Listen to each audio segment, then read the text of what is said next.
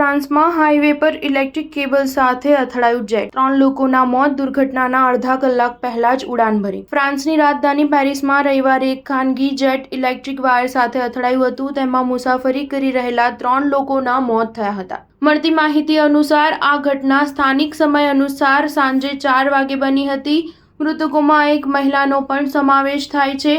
પોલીસના જણાવ્યા અનુસાર આ ઘટના નેશનલ હાઈવે A4 પર બની હતી અને જેટ ક્રેશના અડધા કલાક પહેલા જ ઉડાન ભરી હતી।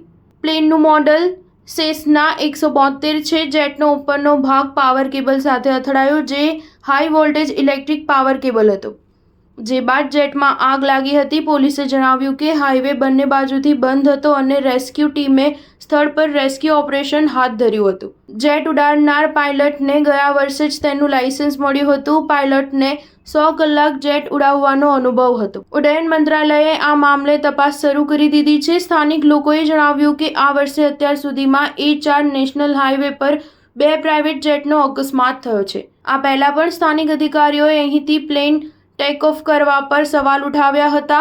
સ્થાનિક લોકોના જણાવ્યા મુજબ રજાનો દિવસ હતો, તેથી હાઈવે પર વાહનોની સંખ્યા વધુ હતી। સ્ટાર ન્યૂઝ 7 હંમેશા સચ્ચાઈની સાથે।